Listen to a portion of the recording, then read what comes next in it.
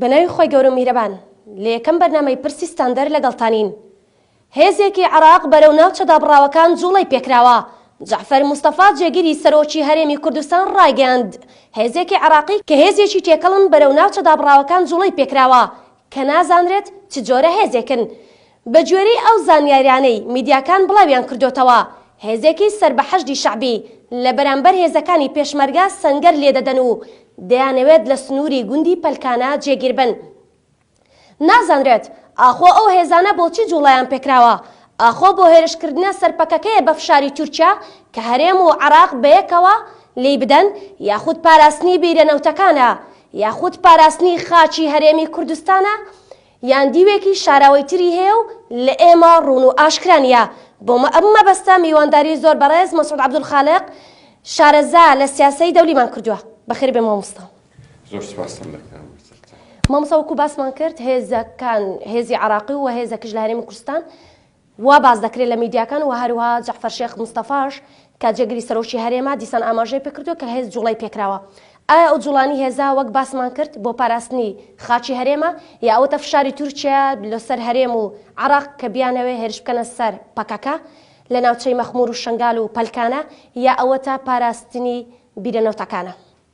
بە ناوی خوای گەورە و میهرەبان، ئەوەندی بە پێی تێگەیشتنی ئێمە لە سیاسەی دەولی لەو کات و ساتەدا هیچ کێشەیەکی وانە، بەڵام هەرێم زۆر جار ئەو سینیۆریۆیانە دەکا جوولە بەهێز دەکە. خۆی جوولە بەهێزکردن مەسئولیەتێکی زۆر گەورەی تێدایە، پێویستە پەرلەمان بڕیار لەسەر ئەوە بدا، بەڵام ئەوانە بەبێ پابەند بوون بە قانون بە پەرلەمان زۆر جار جوولە بەهێز دەکەن. لە کۆتاییەکەیدا لە پێشچوی ئێمەیان لە ئەعلام کردن ئەوە بۆ پاراستنی کوردستانە یان هەڕەشەیەکی زۆر گەورە هەیە، لە ڕاستە هیچ هەڕەشەیەک نییە.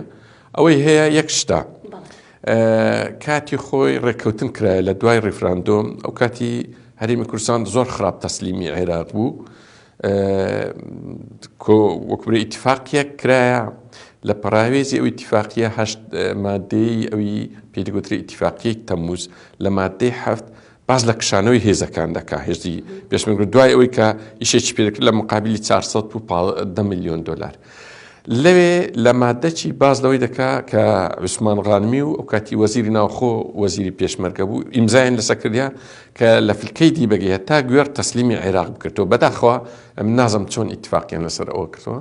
ئەوە لەو دوای لە گفتوگۆیەکانی عێراق و وەفدی کوردی لەسەر نەوت ئەو مۆزوع هاتوۆتەوە پێش، داوایان لە وەفدی کوردی کردی لە چوارچێوە ئیتیفاقی ئەو شوێنانەش چۆلکەن کە نێزکەی 300 بیرە نەفت دەگرتەوە ئەو منتیقێ. ئەوجا ڕەنگە جۆرێکەوە لە پشێمانبوونەوە یان عەرزی عەزڵات.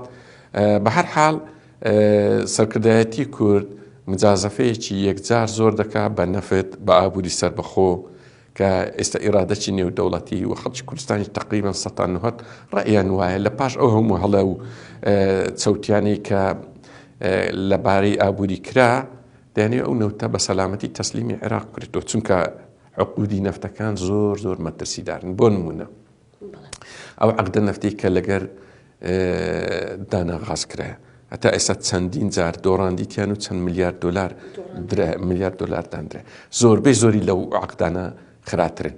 بۆی خەڵکی کوردستان تێگەیشتێ کە ئەوە مجازەفە و قومارێکە با سامانێکی گەورەی نیشتیمانی، بەشێک دەوڵەتی تورکیا دەبا، بەشەکەی تری کەس نازانی بۆچێ دەڕەوە. بۆیە تەسلیم نەکردنەوەی عێراق بە معنای کوردستان تووشی ئەوە ڕای هەموو بەرپرسانی کوردە و دڵسۆزانی کوردە کە ئەگەر تەسلیم نەکرێتەوە نەموچە دەدرێ، نە ئیقتصاد باش دەبی، وەزعی زۆر زۆر خراپ دێتە پێش و تەنها لە بەرژەوەندی چەند کەسانیش.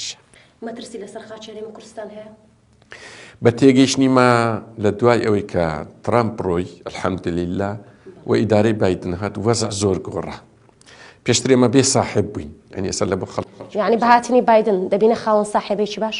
بەڕێی من وەزعی زۆر باش هاتەوە پێش، بەڵام ئەو جۆرە سەرکردایەتی ئێستا سەرکردایەتی کوردستان دەکا ناتوانانی سوود لە هیچ دەرفەتەکی زێڕین بکە، یعنی هەتا دەوڵەتی لە بۆ بینە ناو دەستی پێی ناکرێ وەریگری.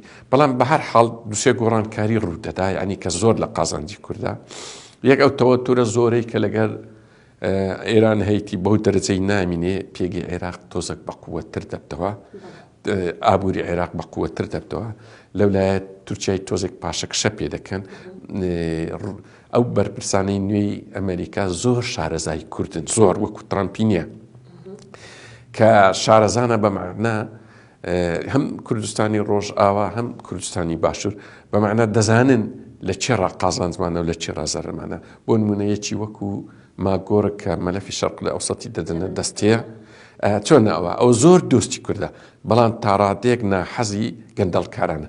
خەڵکی کوردستان ئەوەی پێویستە، زۆر پێویستی بۆی هەیە هاوپەیمانان ئەو فەرقە بکەن، دۆستی کورد بن بەڵام دۆستی گەندەڵکار و دزەکانی و تاڵانچەکانی کوردستان نەبن. چکە تا ئێستا وا باو بوو کە دەیانگۆ ڕۆژئاوا ڕاستە پشتیوانی دەسەڵاتی کوردی نییە، بەڵام لەگە ئەمری واقع تەعامل دەکە.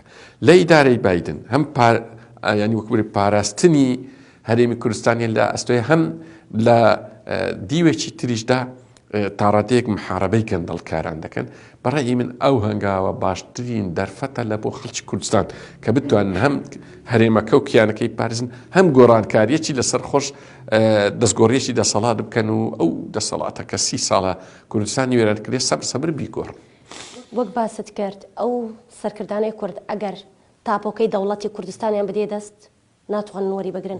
هۆکارەکان چی لە نەزانی دەوڵەتداریانە یان هۆکارگەلێکی دیکە لە پشتەوەیە؟ وڵای ڕەنگە هەردووچی بی، ڕەنگە نەشارەزاییان پێ دیاری، بەڵام ئەوان سەرقاڵی ئیشی توجارەت و گەندەڵین ئەو دوو ئیشە پێکەوە ناکری، ینی کوردایەتی و دەوڵەتداری پێکەوە ناکری.